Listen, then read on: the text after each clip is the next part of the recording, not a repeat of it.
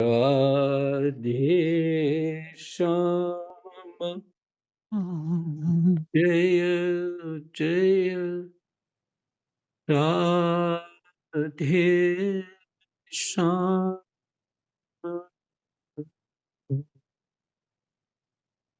श्री राम जय जय राम श्री गणेशाय नमः। श्री सीतारामाभ्यां नमः। श्री हनुमते नमः। श्री उमापते नमः। श्री गुरुवे नमः। सब संतन की जय जय। जय जय सीताराम। राधे श्याम।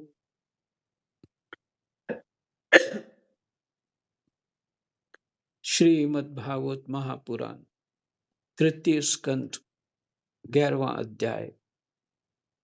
प्रसंग है मनवंतरादि काल विभाग का वर्णन।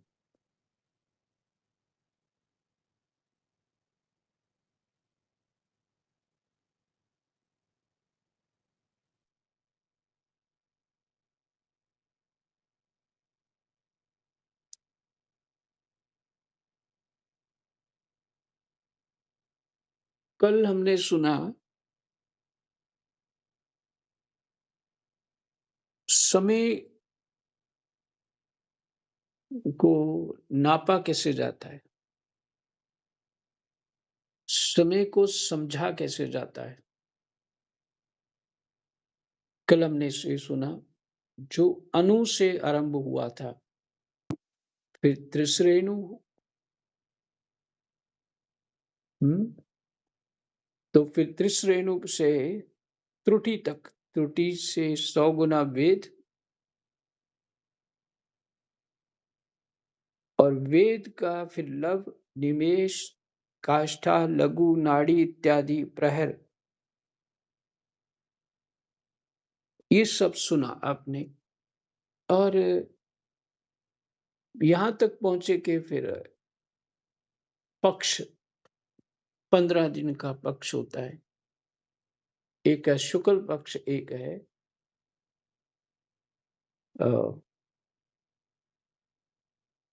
कृष्ण पक्ष।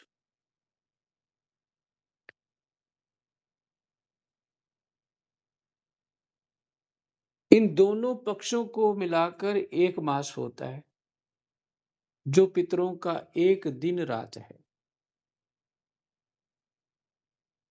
एक मास पितरों का एक दिन रात है,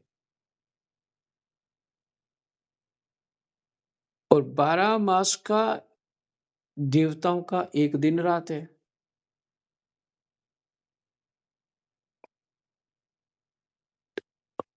मनुष्यों का 12 घंटे का दिन है और 12 घंटे की रात है।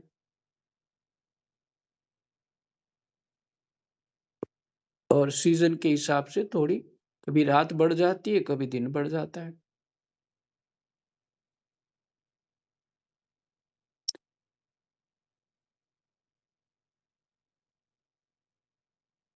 तो एक वर्ष की गणना यही है। हमारा एक वर्ष देवताओं का एक दिन रात।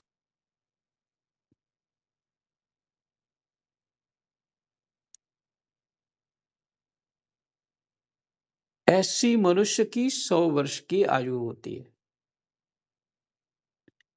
अगर देवताओं के 100 दिन, हमारे 100 साल।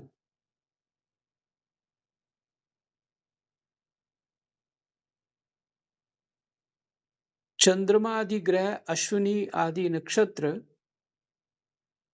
और समस्त तारामंडल के अधिष्ठाता काल स्वरूप भगवान सूर्य परमाणु से लेकर संवत्सर पर्यंत काल में 12 राशि रूप संपूर्ण भुवन कोश को निरंतर परिक्रमा किया करते हैं। अब जिनकी हिंदी अच्छी नहीं है उनको जल्दी समझ नहीं आएगा। चंद्रमा आदि ग्रह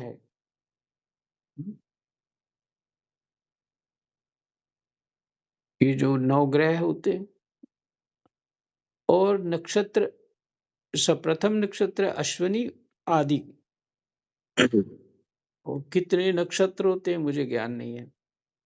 शायद 15 होते हैं और समस्त महाराज जी तारा 27 होते हैं। हाँ, अब याद आ गया। अब 27 याद नक्षत्र होते हैं। हाँ जी, ठीक है। 27 होते हैं। अब स्मृति आ गई। ठीक है, बिल्कुल सही। अश्विनी आदि नक्षत्र और समस्त तारामंडल के अधिष्ठाता काल स्वरूप भगवान सूर्य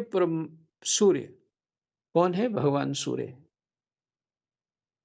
समस्त तारामंडल के जो अधिष्ठाता हैं वो काल स्वरूप भगवान सूर्य परमाणु से लेकर संवत्सर पर्यंत पे अणु परमाणु आपने सुन लिया। संवत्सर मैंने हर साल नया संवत्सर आता है।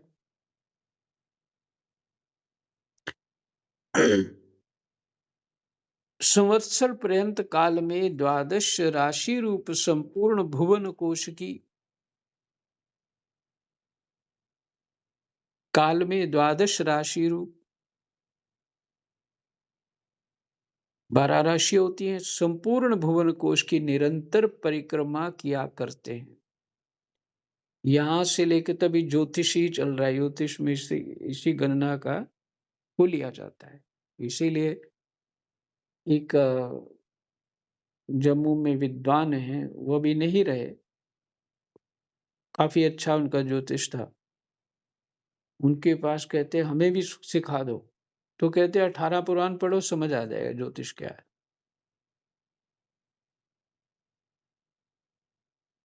और वो खुद पुराणों को पढ़ते ही रहते थे।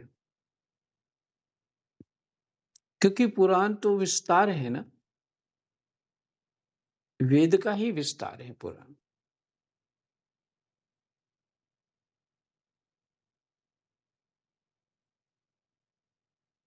सूर्य, बृहस्पति, स्तवन, चंद्रमा और नक्षत्र संबंधी महीनों के भेद से ये वर्ष ही संवत्सर, परिवत्सर, इड़ावत्सर, अनुवत्सर और वत्सर कहा जाता है। अब इस संवत्सर के भेद हो गए और ये अभी तक मैंने इसको नहीं समझ पाया। किसी से पूछना पड़ेगा। परिवत्सर क्या होता है? इड़ावत्सर क्या होता है? अनुवत्सर क्या होता है? और वत्सर क्या होता है? संवत्सर तक तो समझ है। कभी ये ध्यान भी नहीं दिया इस बात पे। विदुर जी, इन 5 प्रकार के वर्षों की प्रवृत्ति करने वाले भगवान सूर्य की तुम उपहार आदि समर्पित करके पूजा करो। विदुर जी, इन 5 प्रकार के वर्षों की प्रवृत्ति करने वाले, ये 5 प्रकार के वर्ष साल का जो कौन सा संवत्सर चल रहा है ऐसा पूछते हैं ना, तो कौन से इस साल का नाम क्या है? अच्छा, और भी ये कौन से साल को परिवत्सर कहते हैं, कैसा कहते हैं? इडावत्सर क्या है, अनुवत्सर क्या है और वत्सर क्या है? मुझे जानकारी नहीं है, इसको मैं किसी से पूछूंगा। तो विदुर जी को मैत्रेय जी बता रहे हैं ना, विदुर जी, इन 5 प्रकार के वर्षों की प्रवृत्ति करने वाले भगवान, इन 5 प्रकार के वर्षों को चलाने वाले, ऐसा कह सकते हैं सरल भाषा से। प्रवृत्ति मैंने वर्ष जो है, यहाँ प्रवृत्ति का अर्थ है कि वो वर्ष कैसे कार्य करते हैं, वो अपने कार्य में कैसे काम करते हैं, उनकी प्रवृत्ति जो होती है वर्षों कराने वाले कौन है? भगवान सूर्य की तुम उपहार आदि समर्पित करके पूजा करो। तो ऐसे जो ये काल भगवान सूर्य हैं, उपहार आदि द्वारा समर्पित करके उनकी पूजा करो। ये सूर्य देव पंचभूतों में से तेजः स्वरूप हैं।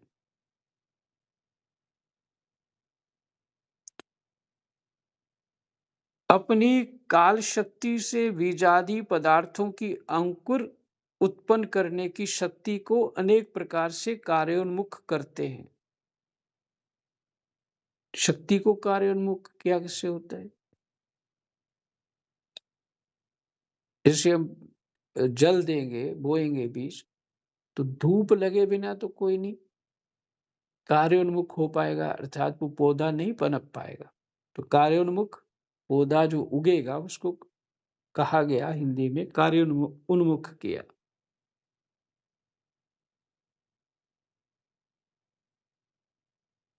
ये भगवान सूर्य ही करते हैं।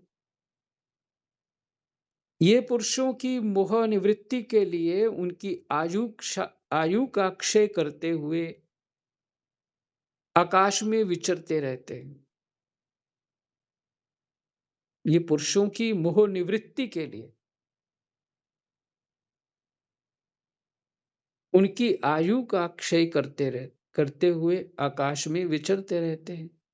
अच्छा, सरल सीधा मनुष्य जो कुछ नहीं जानता, वो तो यही विचार करता है कि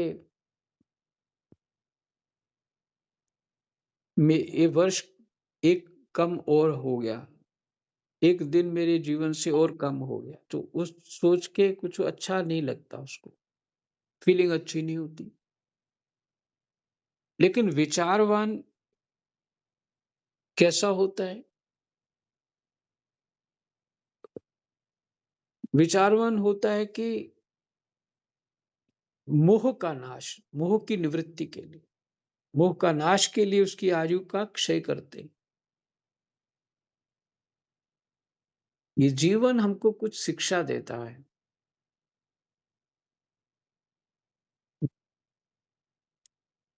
मोह से हटाने के लिए जीवन युवा से वृद्धावस्था प्राप्त होती है और स्वयं ही वो धीरे धीरे धीरे सब बातों से भीतर ही भीतर पीछे होने लग जाता है। तो मोह निवृत्ति उनकी कम होती है। विचारवान की, साथ में विचारवान की, विवेकी की, मोहवान की नहीं। मोहवान को तो बुरा ही लगता है कि उम्र कम हो रही है। तो मोह निवृत्ति के लिए उनकी आयु का क्षय करते हुए आकाश में विचरते रहते हैं तथा ये ही सकाम पुरुषों को यज्ञादि कर्मों से प्राप्त होने वाले, सकाम पुरुषों को यज्ञादि कर्मों से प्राप्त होने वाले स्वर्ग आदि मंगलमय फलों का विस्तार करते हैं। कौन? भगवान सूर्य। ये पुरुषों की मोह निवृत्ति के लिए उनकी आयु का क्षय करते हुए आकाश में विचरते रहते हैं तथा ये ही सकाम पुरुषों को, कामना युक्त पुरुषों को यज्ञादि कर्मों से प्राप्त होने वाले स्वर्ग आदि मंगलमय फलों का विस्तार करते हैं। विदुर जी ने कहा, मुनिवर आपने देवता, पितर और मनुष्यों की परमायु का वर्णन तो किया। अब जो सनकादि ज्ञानी मुनिजन त्रिलोकी से बाहर कल्प से भी अधिक काल तक रहने वाले हैं, उनकी भी आयु का वर्णन कीजिए। प्रश्न को फिर से पढ़ लेते हैं। आपने देवता, पितर और मनुष्यों की परमायु का वर्णन तो किया। अब जो सनकादि हम्म,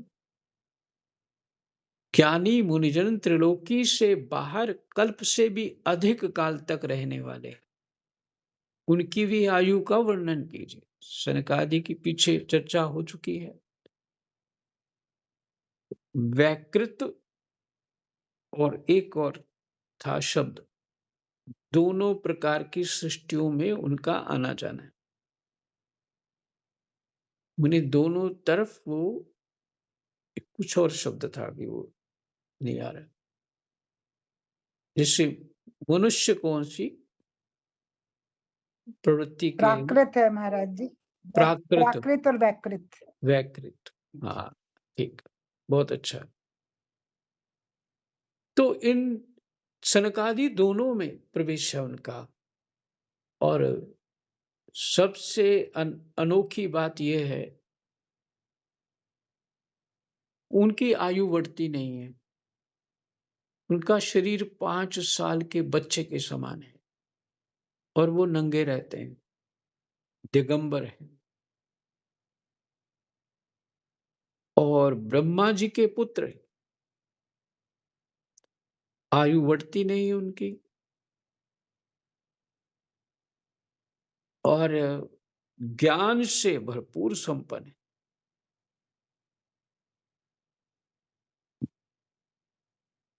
तो उनकी आयु कैसी है? तो उनकी आयु के लिए कह रहे हैं, आप भगवान काल की गति भली भांति जानते हैं। मैत्रेय जी को कह रहे हैं विदुर जी, क्योंकि ज्ञानी लोग अपनी युग सिद्ध दिव्य दृष्टि से सारे संसार को देख लेते हैं। बिल्कुल सही।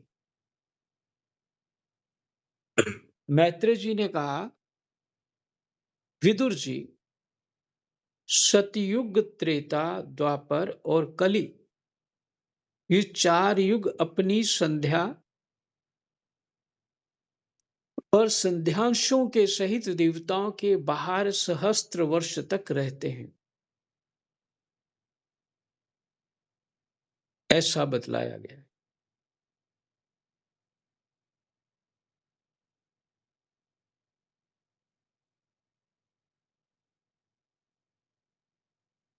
सतयुग, त्रेता, द्वापर और कली, मैत्रेय जी बता रहे हैं, ये 4 युग अपनी संध्या और संध्यांशों के सहित देवताओं के 12 सहस्त्र वर्ष तक, 12,000 वर्ष तक देवताओं के 12,000 वर्ष तक रहते हैं, ऐसा बतलाया गया है। वो कैसे? सतयुग, त्रेता, द्वापर और कली के जो समय है, इसके बीच जो संध्यांश होता है, लगभग ये युग की आयु होती है, कोई 10-15% वो भी काल होता है जो संध्यांश होता है। माने दोनों युग आपस में जब मिलते हैं, जैसे सतयुग से द्वापर मान लो प्रवेश कर रहा है, तो बीच में संध्यांश होता है काल का। और एक युग से दूसरे युग में जो प्रवेश करने में समय लगता है, वो वो संध्यांश है।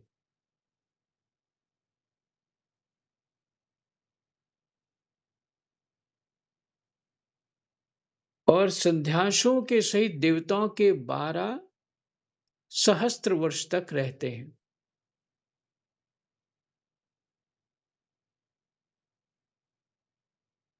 ऐसा बतलाया गया है। 12 सहस्त्र, 12,000।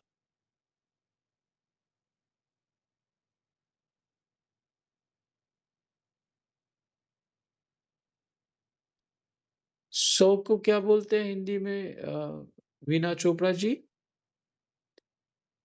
शत, शत शत, बोलते हैं। हाँ शत। तो ये सहस्त्र है, 1000 है। मैं ही कंफ्यूज हो रहा था भैया। हाँ जी, नहीं सहस्त्र 1000 है, शत 100 है। हाँ जी, ऐसा बतलाया गया है। इन सत्यादि चारों युगों में क्रमशः 4, 3, 2 और 1 सहस्त्र दिव्य वर्ष होते हैं।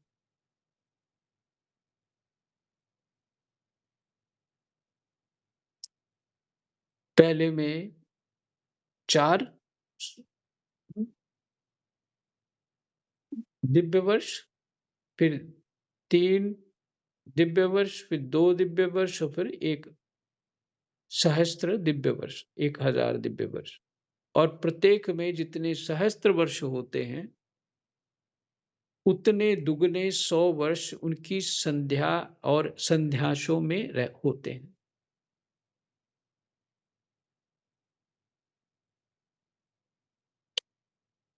आपको नीचे टिप्पणी इन्होंने दी है छोटी सी, उसको पढ़ लेते हैं तो ये जो अभी श्लोक पढ़ा है उसको ठीक से समझ में आ सकता है। अर्थात सतयुग में 4000 दिव्य वर्ष उस युग के हैं और 800 संध्या एवं संध्यास के अंश इस प्रकार 4800 वर्ष होते हैं। ये सतयुग के हो गए 4800 वर्ष। 800 वर्ष तो संध्या में निकल जाते हैं, एक युग से दूसरे युग में प्रवेश करने में। इसी प्रकार त्रेता माने 3 सहस्त्र वर्ष, तो 6000 वर्ष, 3600 वर्ष, 600 वर्ष, और वहां 800 थे, यहाँ 600, और द्वापर में 2000 वर्ष, और फिर 2 है तो 400 वर्ष, वो जुड़ गए तो 24,000 वर्ष, 2400 वर्ष। इसी तरह कलयुग में 1000 वर्ष, तो 200 वर्ष संध्या में। मनुष्यों का 1 वर्ष देवताओं का 1 दिन होता है, अतः देवताओं का 1 वर्ष मनुष्यों के 360 वर्ष के बराबर है। देवताओं का 1 वर्ष मनुष्यों के 360 वर्ष के बराबर है। इस प्रकार मानवीय मान से कलयुग में 43,02,000 वर्ष हुए। 43,02,000 वर्ष हुए मानवीय मान से, हमारे से। ये एक युग का जो स्थिति है, चतुर्युग की स्थिति है, इतना हो गया। तथा इससे दुगने द्वापर में, तिगुने त्रेता में और चौगुने सत्ययुग में 4,32,000 वर्ष जो है कलयुग के हुए केवल, और इससे दुगने 8,64,000 वर्ष त्रेता युग के हो गए। फिर उसकी तिगुने फिर कर दो और फिर चौगुने कर दो, तो फिर सतयुग के चौगुने हो गए। कलयुग के चौगुने 4 बार, 4 कलयुग की जो आयु है उसके 4 बार वो सतयुग के है। तो ये बता रहे थे मैत्रेय जी, जो दिव्य मनुष्य सनकादि ऋषि हैं, उनकी आयु का वर्णन हो रहा है।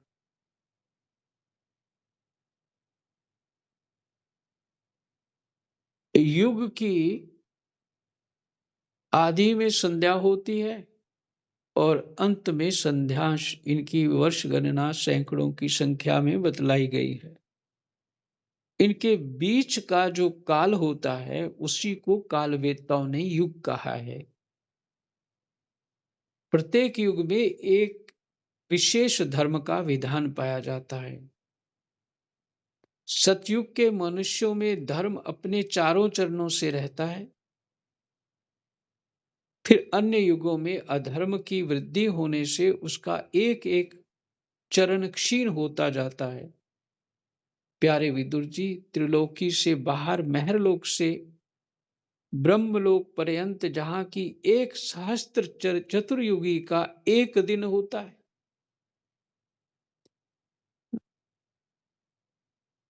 एक सहस्त्र चतुर्युगी, 1000 पर चतुर्युगी बीतने पर वहां का जो महरलोक से ब्रह्म लोक पर्यंत कितना उनका एक दिन होता,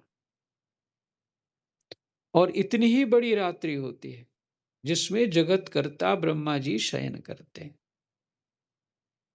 शयन करने दो, आज 22 श्लोक तक ठीक है, समय बहुत हो गया। कृष्णाय वासुदेवाय हरये परमात्मने प्रणतः क्लेशनाशाय गोविंदाय नमो नमः। जय जय सीताराम। राधे कृष्ण।